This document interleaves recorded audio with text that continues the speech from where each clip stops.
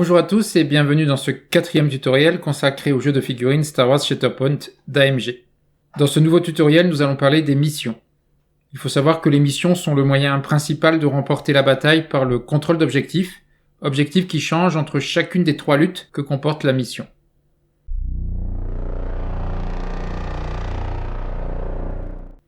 Dans la boîte de base, il n'y a qu'une seule carte de mission, mais on attend d'autres missions de la part d'AMG.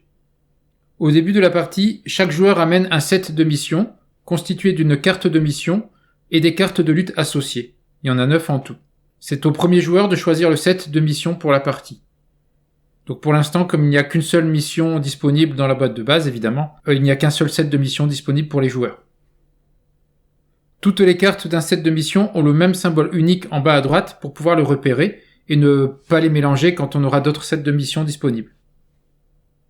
La mission actuellement disponible dans la boîte de base s'appelle « Changement de priorité ».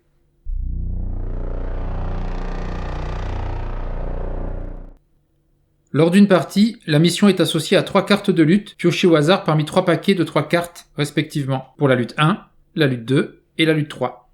Vous voyez ce numéro au dos des cartes de lutte.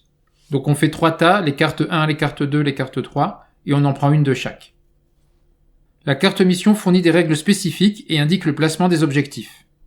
Par exemple, pour la mission nommée Changement de priorité, le schéma montre qu'il faut placer 9 jetons d'objectifs à portée 4 des bords et à portée 5 entre eux. Ensuite, le texte indique les règles spéciales des objectifs prioritaires pour les luttes 2 et 3. Une partie se joue en 2 luttes gagnantes, donc 3 luttes au maximum. Chaque carte de lutte dispose d'un nom, par exemple ici, voler les plans secrets, et indique en jaune les objectifs actifs pour cette lutte. Si 2 plans sont présents sur la carte de lutte, par exemple pour la lutte nouveau point d'extraction requis, c'est le joueur ayant perdu la lutte précédente qui choisit le plan, ce qui peut l'avantager en fonction de son positionnement actuel. Donc si je résume, chaque joueur amène son set de missions, composé d'une carte de mission et de 9 cartes de lutte. Le premier joueur choisit alors le set de son choix. Ensuite, 3 cartes de lutte sont tirées aléatoirement, sans les regarder. La carte de mission indique des règles spécifiques et le placement des objectifs, tandis que les cartes de lutte indiquent les objectifs actifs pour la lutte en cours. Regardons plus en détail la mission Changement de priorité fournie dans la boîte de base. Sa carte indique l'emplacement de 9 jetons d'objectifs, à portée 4 du bord et à portée 5 les uns des autres, ce qui quadrille le champ de bataille.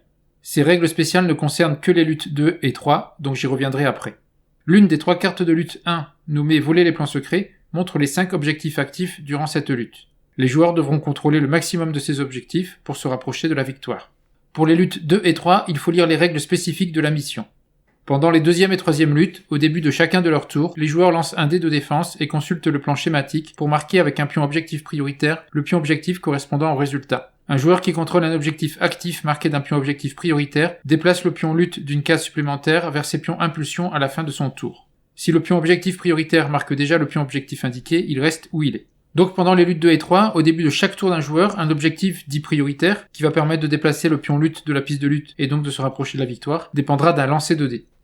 Ça devrait rendre les choses assez folles et dynamiques parce que les unités devront foncer pour tenter de contrôler leur objectif qui aura été décidé aléatoirement. Voici par exemple une carte de lutte 2 nommée Nouveau point d'extraction requis. Elle propose 2 plans. C'est le joueur ayant perdu la première lutte qui va le choisir et les symboles indiquent le résultat possible d'un dé de défense qui est lancé à chaque tour. Donc le joueur qui choisit le plan a intérêt à prendre celui où il a des unités proches des 2 objectifs possibles qui sont du même côté pour avoir 2 chances sur 3 finalement d'être assez proche de l'objectif qui va s'activer.